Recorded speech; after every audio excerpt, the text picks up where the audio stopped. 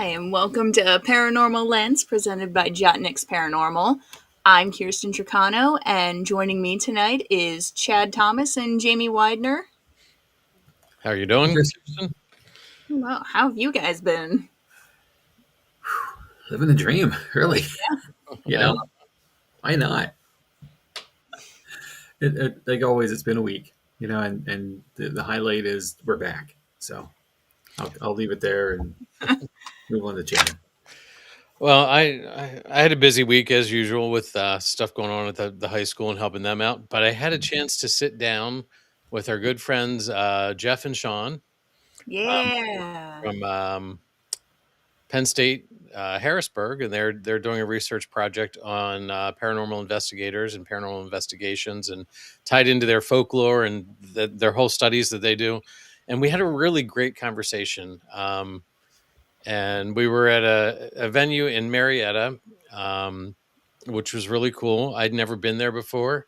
And in about 20 minutes of sitting there, I saw a shadow figure walk from the bar into the dining room. And I'm like looking, and they're like, what? I'm like, you didn't see that? And they're like, nope. So anyway, it was cool. Yeah. So, and Sean cut his hair. Like I didn't recognize him. Sean cut his hair. What?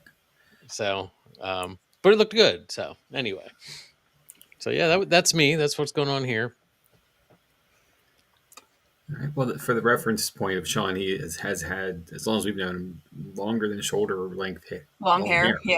Like long hair. And anything less would be wow. So it's identified. Yeah. Mm-hmm. Yeah, I walked in. He was sitting at the bar when I walked in, and I did a double take because it took me a second to recognize him.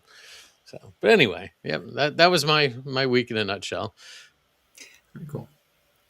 I mean, I think this is probably the first week I haven't had like chaos and hecticness, so that's a plus.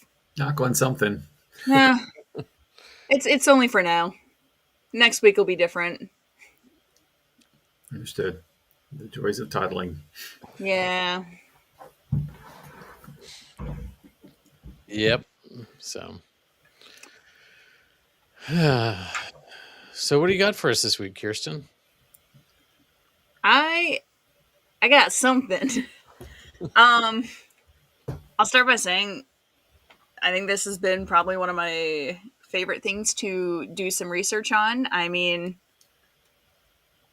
it's haunted and it's history, and I'm a big fan of history. Also a very big fan of Tudor history. So, with that, we're gonna get right into Hampton Palace. Cool. So, go ahead and get started. Hampton Court Palace began its life in the early 16th century, not as a royal residence, but as an ambitious vision of Cardinal Thomas Wolsey, chief minister to King Henry VIII. Wolsey wanted nothing less than a place to fit in to impress Europe, a place where monarchs, courtiers, and kings from across the continent could be entertained in breathtaking luxury. He poured enormous wealth into the project and succeeded almost too well. Henry took notice, and in perfect Tudor politics, Henry decided that Hampton Court would be one of his homes. By the 1530s, Hampton Court had become far more than a palace. It was a royal residence, a political stage, a luxury hotel, a theater, and a vast leisure complex. Henry used Hampton Court to demonstrate his magnificence and dominance in every way possible through lavish banquets, extravagant court life, and extraordinary expensive art. This palace housed the king's state and private apartments, the queen's private room, and accommodation for courtiers carefully designed to reflect their rank and status. Around Base Court, the grand entrance courtyard, there were 30 suites of lodging, reserved for the most important visitors, which intended to impress and intimidate in equal measure. All 6 of Henry's wives walked these corridors, though some not had many happy memories, which is also very surprising. With the haunts, there was only actually two of Henry's wives that have been seen here, but we'll get to that in a little bit. The Stuart era in 17th century brought drama of an entirely different kind. Sorry, I have a cat that just decided he wanted to join in. In 1603, the palace's Great Hall hosted performances by William Shakespeare's Kingsmen, who staged Hamlet and the forbidden Scottish play Macbeth for the newly crowned James I. James also convened the Hampton Court Conference of 1604, which was a religious meeting that ultimately led to the publication of King James' Bible in 1611. His son Charles I filled the palace with masterpieces, including Mantegna's Triumph of Caesar's painting. I probably really said that name wrong, and I apologize. But by 1647, the tone had changed. After defeat in the English Civil War, Charles was held under house arrest at the Hampton Court. His art-filled palace transformed into a gilded prison. He attempted to escape through Privy Garden, but was later recaptured and executed in 1649. During the Commonwealth period, Oliver Cromwell saved Hampton Court from destruction by making it his home. Despite his Puritan reputation, Cromwell appreciated fine art and admired the palace's tapestries and lived there, ironically, much like a king. By William III and Mary II when they took throne in 1689, they commissioned for Sir Christopher Wren to redesign Hampton Court. Wren originally planned to demolish the entire palace, but instead created a stunning fountain court, blending Baroque elegance with Tudor grandeur and preserving much of the original structure. Later, George I and George II expanded the palace further, transforming rooms into theaters, assembly halls, and grand apartments. By 1737, Hampton Court ceased to be a royal residence. The palace quickly filled with grace and favor residents, often aristocrats, widows, granted free accommodation and recognition for their husbands' services. Though grand, the apartments were cold, damp, and often lacking hot water.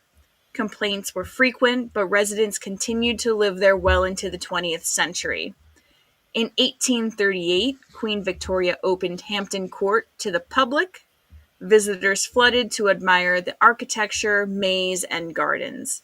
In 1881, over 10 million visitors had passed through its gates. But that became more than history. Now we're going to talk a little bit more about the ghost. Like I said, there was only two wives of Henry that actually have had sites there. The first one was Jane Seymour, and she is actually known as the White Wraith there. Jane Seymour was the third wife of Henry, and she died in 1537. I'm not starting over, Bert. I'm sorry. Snooze, you lose. You're just going to have to rewind a little bit. It's okay. So yes, Jane died in 1537 after giving birth to the long-awaited male heir, Edward. Her ghost is said to appear as a pale white figure carrying a candle on the silver stick stairs near the room where she gave birth and died, and it's often on the anniversary of Edward's birth that she is seen. The other wife that is seen is actually the fifth wife of Henry, Catherine Howard. She was arrested in Hampton Court for adultery and treason. The terrified teenager reportedly broke free from her guards and ran down what is now known as the Haunted Gallery, screaming for Henry's mercy. Sadly, she had never reached him, for the guards had stopped her right outside the chapel before she could enter the doors. Her anguished ghost is said to repeat this desperate run, screaming through the gallery for eternity. Another ghost is the Grey Lady. The Grey Lady is believed to be Sybil Penn. She was a servant to 4 Tudor monarchs and the wet nurse to Edward. After her tomb was disturbed in 1829, sightings began of a gray-clad woman walking through the palace. She is linked to mysterious spinning wheel sounds, later traced to an old wheel hidden behind the walls.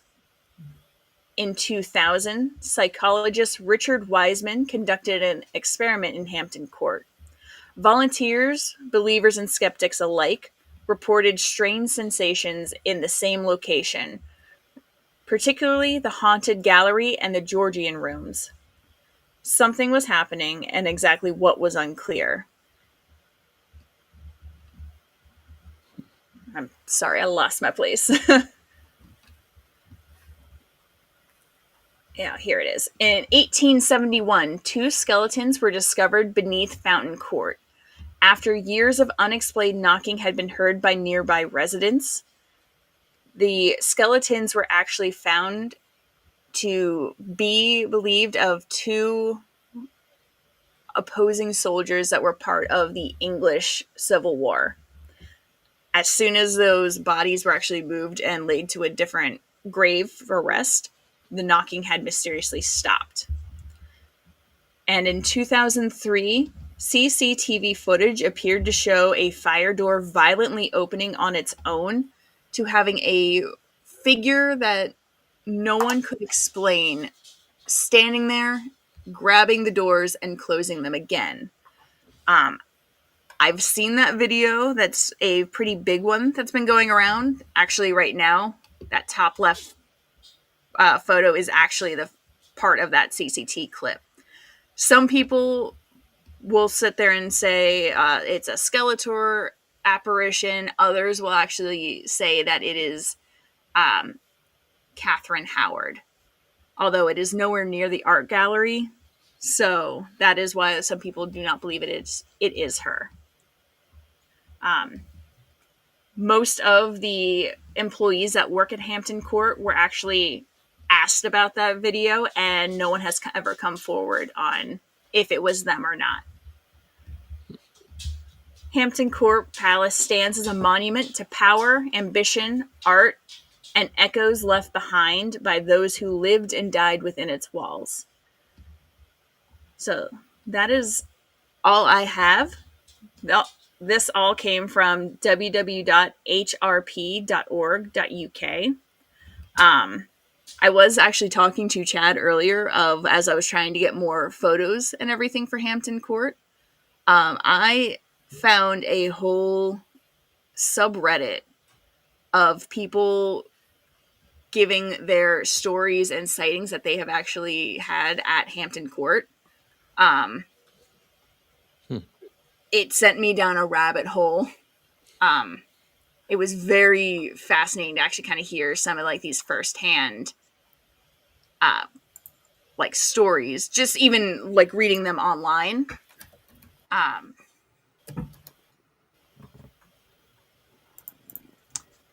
Hoping we can get the slides back up because there are a few of those photos I do want to talk about. No, I'm not sure why it keeps. Why it keeps going like this? Yeah, I often wondered why the icon or logo for Reddit wasn't an actual rabbit. You know, that seems like every time you look at it, you're just going and going down these holes and paths, and like you could be there all day. And many have. No, but it's an engagement. That's the best part. Like it allows people to share their experiences in a place where it's repositoried. It's kept there. Well, and that's where I found like 2 of the photos that are like, again, they're photos that people posted on Reddit. Part of me is like, I would love to believe them, but also I am a little skeptic about it because it's Reddit and the internet and everything could be faked. Well, there's some sources that we won't use, like in general, Exactly. And Reddit's one of them. Wikipedia is another one. Anytime where there's social input without academic base behind it or journalistic intent behind it.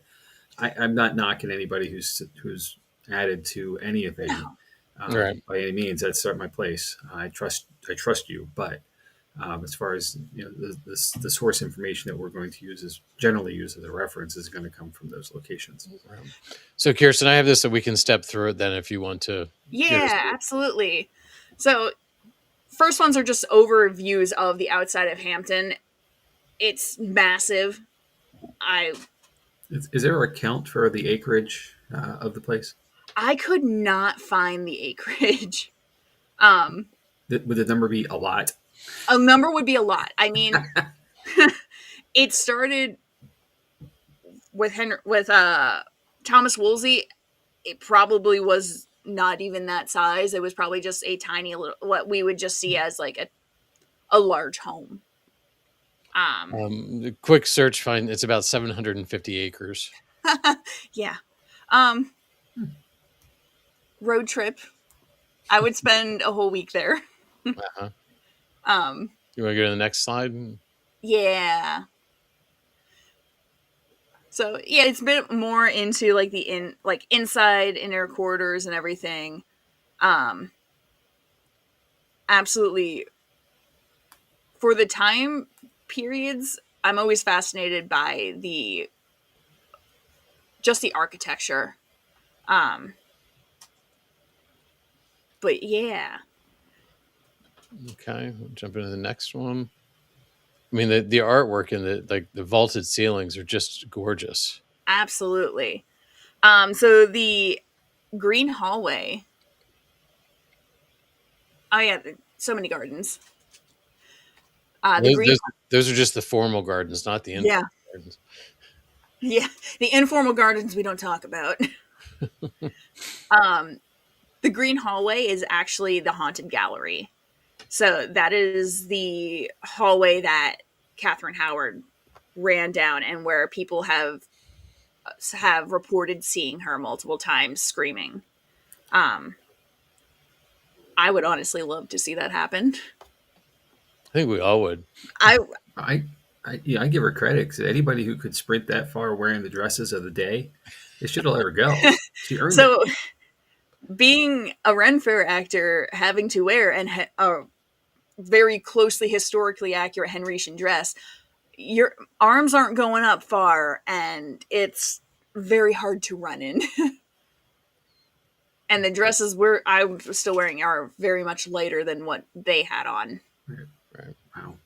Now, like, do they have bustles and all those? Was that their time period, or is that? Bustles were later on. So Henrician was very big on the cylindrical silhouette with the big bell sleeves, which surprisingly the big bell sleeves is what makes it very restricting. I did 3 years of only my arms going up this far. It was the Elizabethan era when they actually started adding more fabric, and they had what were known as bum rolls, and it was literally just a shelf to hold up all the fabric. And then I believe it was after Elizabeth they started adding in the bustles. Okay. Cool. So yeah, like I said, the artwork and it's gorgeous. Maybe a road trip for us. Mm-hmm. I mean, if you go to Hampton Court, I would love to hear your stories on the energy there, because that was another thing I was reading, was people talking about how interesting the energy changes between the rooms that you go to, because it's so many different eras all in one massive building. Mm-hmm. Yeah, for those of you who can't see this, it says we were planning a London, England trip early summer 2027, maybe a road trip for us, only 35 minutes away. So I did tell my friend, she's been to England now twice, and I told her that researching this, it's been absolutely fascinating to me, and she said that I would probably love it there. But the little all the way to the right, the red and white fountain is actually where they found those 2 bodies. Okay. So again, I tried to do like the 2 sightings of Henry's wives. Um, you got the haunted gallery at the Green, and then the other one is actually the Silver Stick Stairs. Which, when I was doing the research and reading, I thought it was going to be this big grand staircase because she's a queen. They already have like these big open areas and grand rooms for these queens, and no, it's just this tiny little steps. Hmm. So I kind of found that interesting. Were there other grand staircases? There were, there is one that was actually by the queen's apartment, and like if you look up Hampton Court, you'll see it. It has these big, gorgeous, like almost looks like cast iron rails that come down into this big open step. That one was in the queen's apartment area, and then I would assume over by Henry's apartments probably had something similar. I mean, it's Henry, it's a Tudors. They like to make everything big and grand from what I've been reading.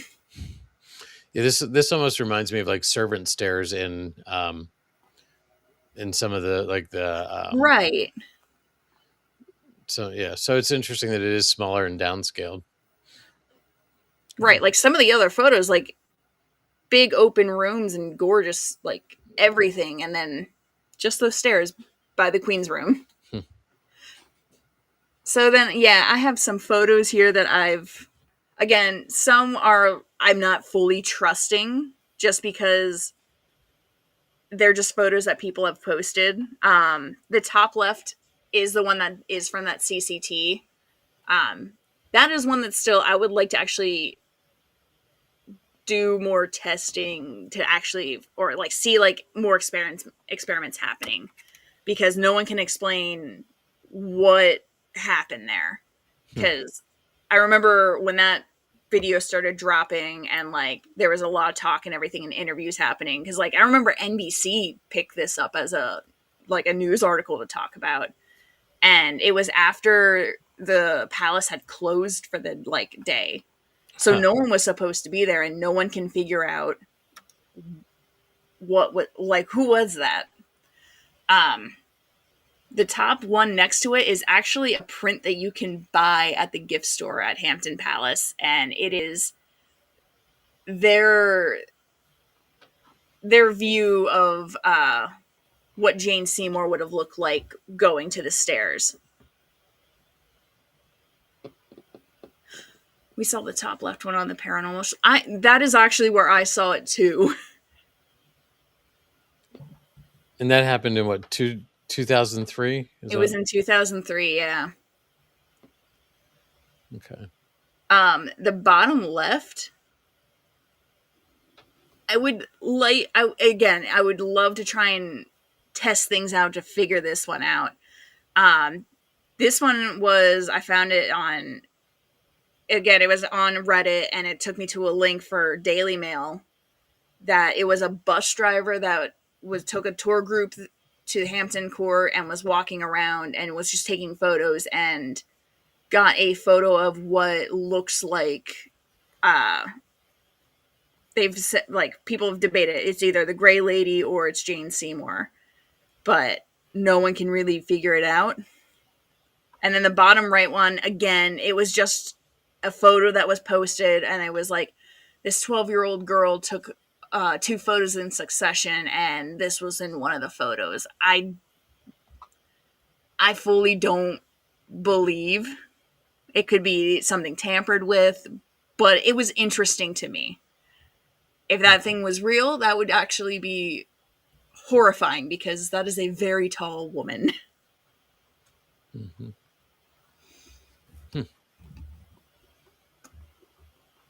But yeah, that is all I got. Okay. So, Jamie, what do you think? Well, a couple things. One is, with the age and all of the trauma and drama associated to the property, through all of its iterations and all of its life, I can't imagine there's there's not something happening here. Um, I'm a little surprised, I guess, that there isn't more documented instances because the British are really good at documenting everything. Oh Give them yeah. credit for that. The record keeping is amazing, and how far back it goes. So that takes me to two places. One is maybe that's all there is. I guess is one, but two maybe and think about the eras and the perception of the paranormal, in general, wouldn't even be paranormal back then. It might just, whatever it was, but not by that title. Maybe it was something we didn't talk about, or at least not much. So, there's probably a ton of anecdotal situations that have occurred that never made it into the history or annals of the property. Um, so I agree with you, Kirsten. I would love to go, and it would take a week. It would take a week just to see it, like just to all of it and absorb it, much less try to do anything more with it. I'm not gonna lie, I've never. I know about the place, but I don't know about it. You know, Mm-hmm. and as I was perusing here while we were just chatting, I was trying to find a way to see if they had any paranormal investigation opportunities, and I don't see it. So I don't know that it is. But man, that would be a great opportunity to Yeah, be a but team that could go in there. Bert has a good point here that I'm going to share. He says it's got to be haunted. I'm thinking the Royals don't want it getting out. Well, probably, yeah. That was and the, And when I that's a was very valid point. and when I was like originally trying to like see like is this a good topic to do? A lot of times it says it's one of the most haunted places in England. I'm just also wondering if everything that's getting put out is of the famous ghosts. I mean, you got the Wives of Henry Mhm. and things like that. Where, because like when I was, again, I said to Chad, this has brought me down like a rabbit hole of down in the future, there's going to be a lot more other places being talked about. And like, one of them, like, again, brings in royal ghosts that have been seen. Mm-hmm. And it's for that place. I don't want to say it because I don't want to. I want to keep that one hidden. But for that type of place, with the amount of tragedy that's been around it, there has to be more spirits there. Agreed. Yeah. Yeah.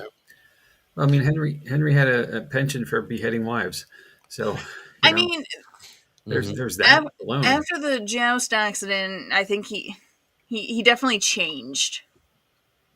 He actually, from the history books I actually have, he wasn't always a mean king. He actually like had a near death experience and it like changed him mentally, and then start murdering your wives. Mm-hmm. Bert has another thing here. I feel like there would be more servant spirits than well-known people. Yeah. I would honestly, again, like if there was some way to investigate there, I would love to just try and Mm-hmm. talk to a bunch of the servant spirits. Mm-hmm.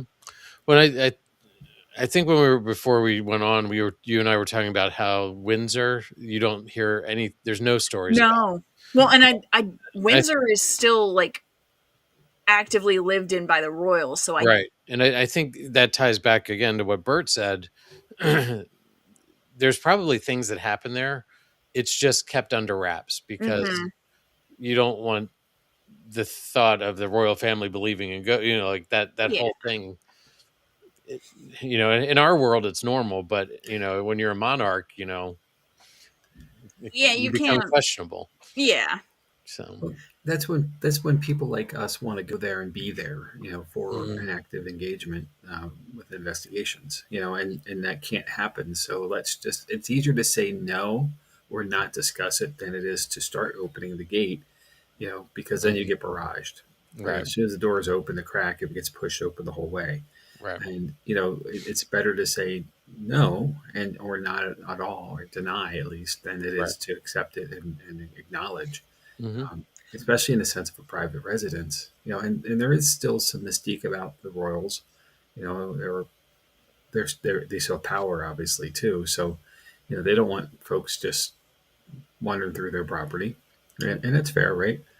Um, it kind of, and this is not related at all to that, but to this. But I was thinking something like this while we were at Wilson Castle. Now, not a real castle, very large house, but up in Rutland, Vermont.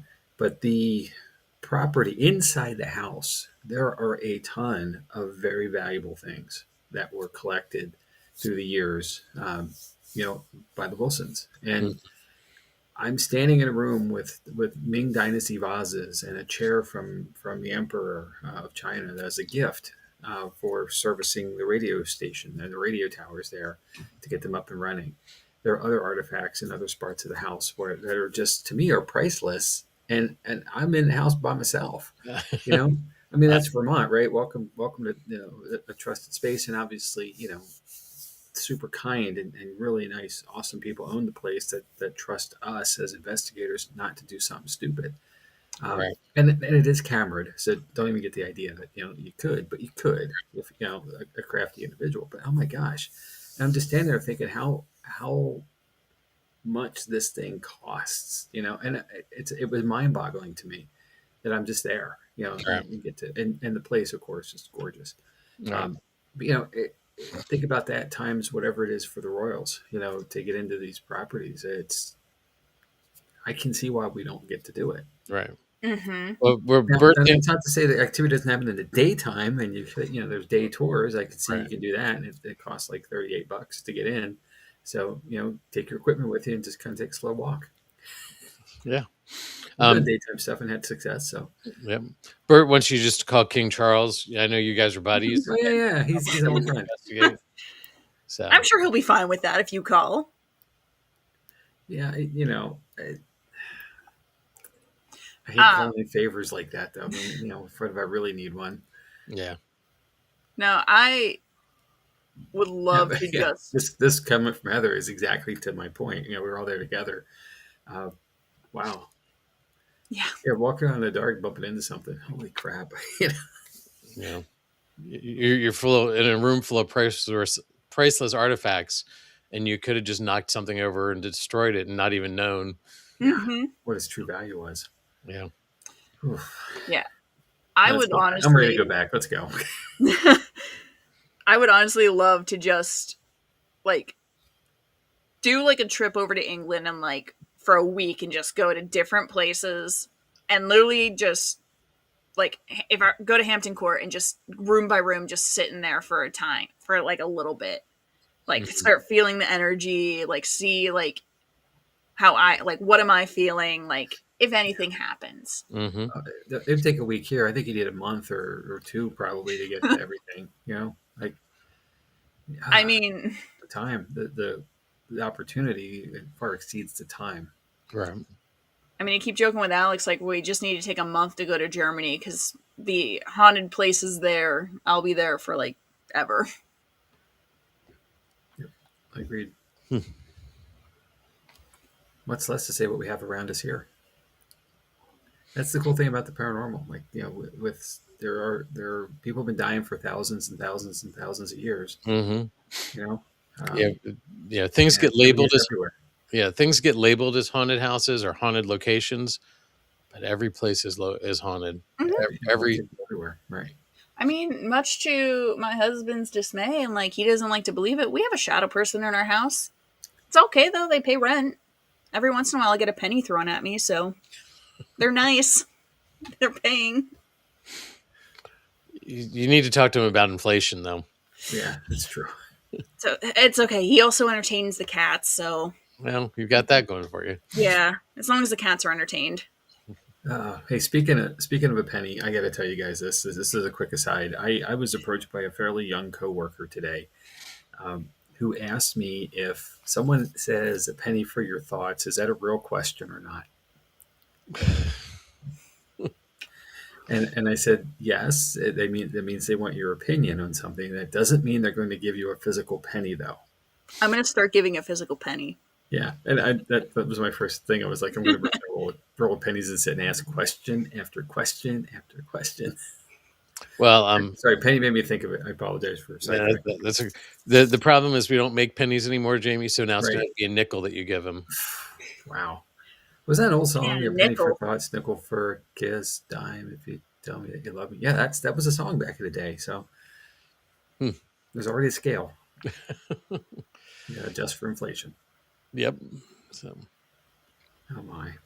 Well, Joe, you asked me what I think. What do you think? I mean, Where you at here? I again, all these places with all this history, all this energy, um, it's got to be. It's got to be haunted. There's got to be things going on there round the clock. We investigate at night. We've talked about this, but there's things happening there all the time. Um, and maybe we're not picking it up on CCTV at night or during the day, but it could be happening. Maybe we're just not paying attention. So, You know, there's one spirit that never comes up with Hampton Court, and it's Henry. And that is probably out of all like the royal famous ghosts, that's probably the one I would actually like to talk to the most. I really? don't think he'd talk back to me. I feel like as a woman, he would kind of just not. Mhm. But if there's a guy around, maybe. That's an interesting thought. Maybe we'll have to have that discussion sometime. If we could talk to any spirit, who would it be? Yes. So, but anyway, Bert has a comment up here. I have a road trip folder on the computer. I'm researching places that are within driving distance. Okay. So, It's going to get to be a long list. Yeah. Make sure you have plenty of dot matrix paper. You got to print that out. my dad's house is within driving distance. Oh, Dad, I know you've been watching, so we're not coming to investigate. Yet. I mean, unless you want us to say so.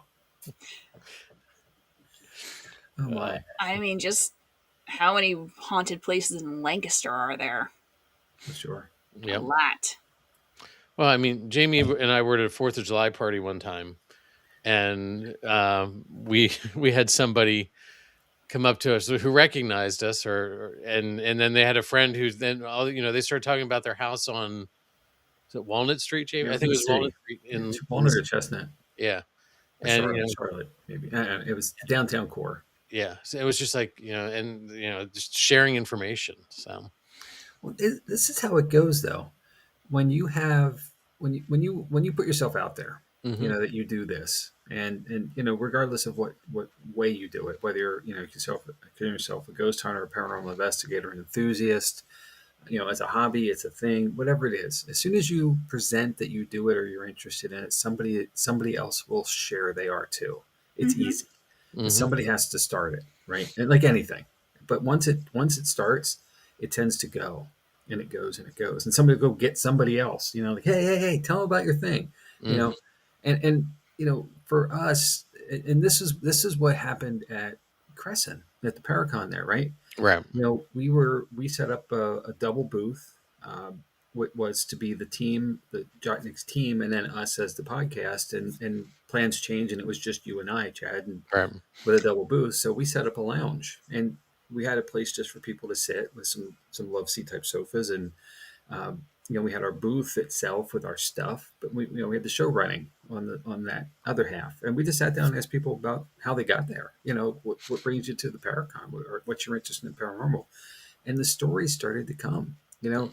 And it didn't hurt that we were right next to the food truck, right? Right. Never nowhere else to sit, so it helped us gain some folks coming in. But those who did were willing and open to engagement, and it led to some really cool conversations with people, And and it was that's across. that's priceless. I mean, we wouldn't document any of it. We weren't intending to do it really, I guess, as a sense, but Right. there's something to that, and I don't think that's something we do enough Right. with each other. We don't listen to each other's stories. We're looking for other stories of things and places, but we've all got them too. Mm-hmm. That's really cool. Yeah, that was really cool because we had a 14-year-old and we had a grandparent. Like we were getting stories from across all the ages, and it was just really cool to see. Yeah. So So, And then the rains came. well, And then it got flooded. yeah, Then we nearly got swept off the hilltop. But hey, then we wrote our own ghost story. yep. So, I mean, go ahead. with how haunted Crescent is. And it's back, by the way. I know, I saw. Yeah. I want to go back. It is so cool to see that they're opening again. New ownership, new direction, new intentions. Good. But the site is up and running, and reservations are going to start for paranormal investigations really soon. I want to go back, and I want to go sit in the chapel again and just look up at the balcony again, because when we went and investigated there was something up there. It just didn't want to crawl on the ceiling like everyone says it does. Okay. Well, we each have our own communication with the spirit that's there, and maybe some people manifest it on the ceiling, and maybe you're not meant to see it on the ceiling. One of the, I need to find the live stream that I did too, because it was interesting. The camera down on the ground, it would be focused and everything, and as soon as I'd go up to the balcony, I would just lose focus. It was like it did not want to be seen. It was super cool though. Yeah, it's definitely an interesting place. Bert's got 2 other places near Crescent that he's looking into. There's his road trip folder. I mean, there's all sorts of stuff. DOS houses right there. There's the Midway Hotel. And just to give them a quick plug, I saw today that they had an opening come up next weekend, last minute drop off. And so if anyone's in Loretto, PA, and it's a heated, enclosed location, it has free coffee. So the DOS House, DOSSOUHOUSE. You can find them real quickly on Google search. Yeah. Well worth the investment. Very inexpensive investigation as well. Yep. So, and an easy area to get around. I mean, Absolutely. So, Kirstin, nice job, and I like this discussion that we had following up on it. Stepping through the pictures individually was really cool. I like that. Yeah, so. I liked it too. It was. I feel like with both having the history and the haunt, and kind of just getting to like deep dive a bit more into the photos was nice. Mm-hmm. Cool. Yeah. Bert's agreeing. The DOS House is a reasonable price. Yeah.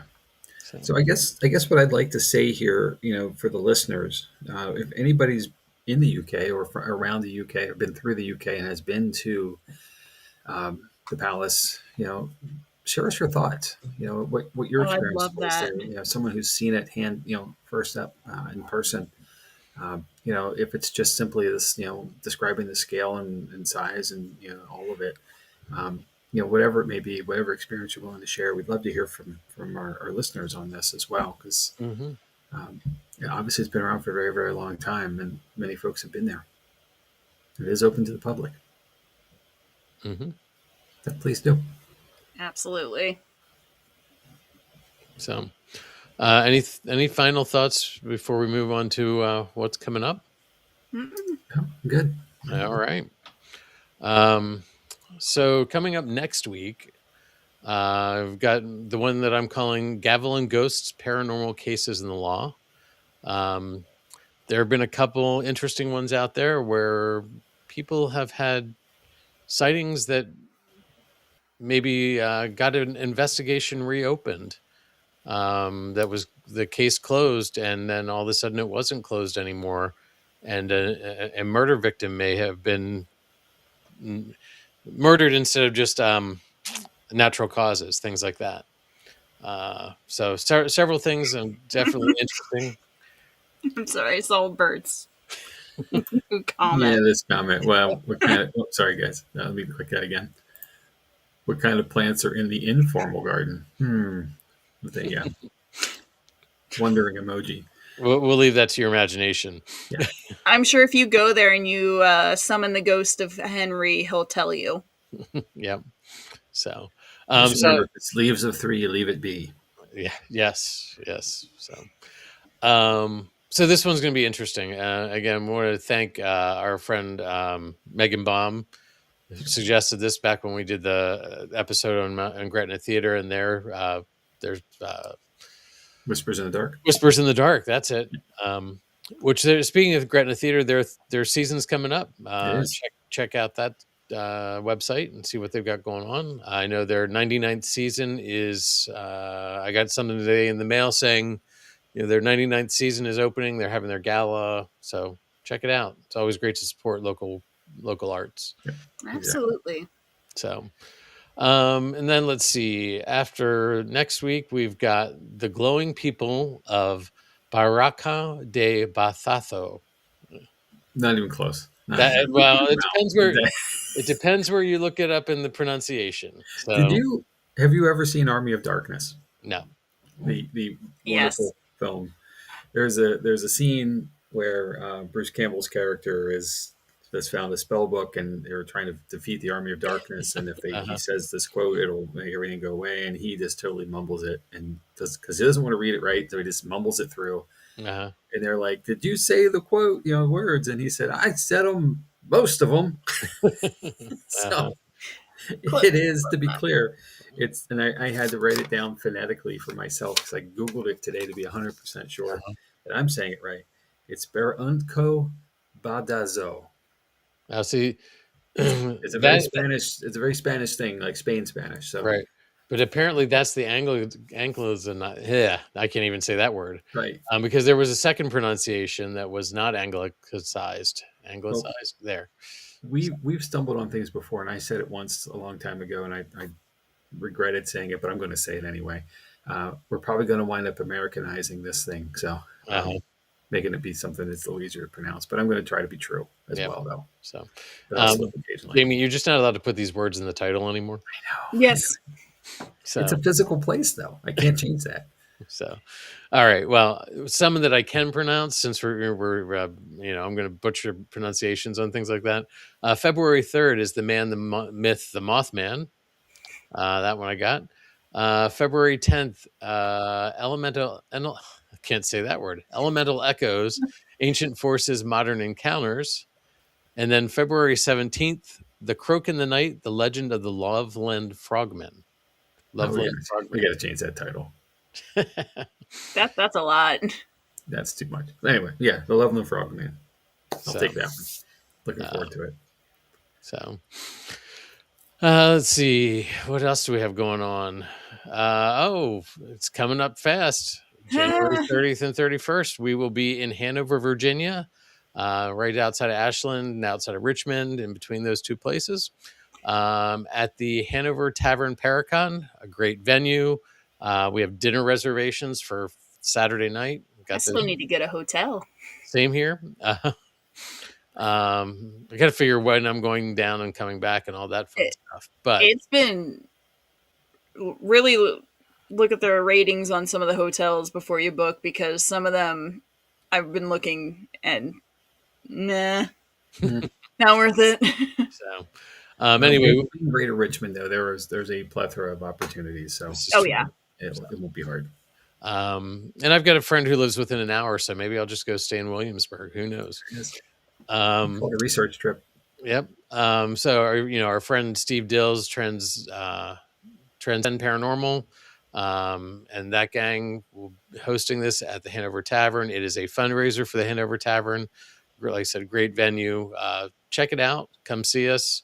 We'll be there Friday and Saturday. There's information on Facebook, and I forget what the ticketing site is, but it's all linked through Facebook, so check it out there. It's there, or they have a website for it as well. But if you Google Hanover Tavern Paracon, you'll find it right away. It's first item up. And they have released their second wave of personalities who will be there, so check that out and see who you can go rub elbows with. Yeah, a ton of people. So that's gonna be great. So, and as always, you found us here on Facebook or YouTube, or you're listening to us on one of the streaming services. But you can check out the Jotnix website at www.jot-nixparanormal.com. You can email us at paranormallenspodcast@gmail.com, or you can check out our link tree, which has all our links to social media, to our online store, anything like that, which is Linktree, which is linktr.ee /paranormal lens. And we talked about it last week. We launched a Buy Me a Coffee site to help cover the cost of our expenses for doing the podcast, which is buymeacoffee.com /paranormal9. Or if you are seeing this, there's a QR code there. We want to thank Bert and Heather for being our first sponsor. We really appreciate that. It was great to have you reach out and help us with that. So thank you very much. And anybody who wants to help us out, we really appreciate it. We like doing this, but there is a little bit of a cost to it. It's over the years, it adds up. So, but that's what I got on that, I think. Yeah. So what do we got now? Well, thanks to Kirstin for this great topic. It's tough to tackle a big historical location that is active. There's so much. To keep it to a digestible presentation. I know you could have went for an hour or two, or done a Steve Dills on this. If I would have done every single era, it would have been probably an hour and a half. Mm-hmm. Really good job of hitting the highlights, the high notes of it all, and then still having the direct context, to the activities around the location. So I really appreciate what you've got there. Thank you. Good presentation. Yeah. Nice Thanks. job. So, all right. More so. All right. Well, then let's wrap it up and call it a week. From royal ambition to restless spirits, Hampton Court Palace challenges us to question where history ends and the paranormal begins. Whether these hauntings are echoes of the past or something more, one thing is certain: the palace is far from empty. So until next time, stay alert, stay respectful, and stay curious. Good night, everybody. We'll see you next week.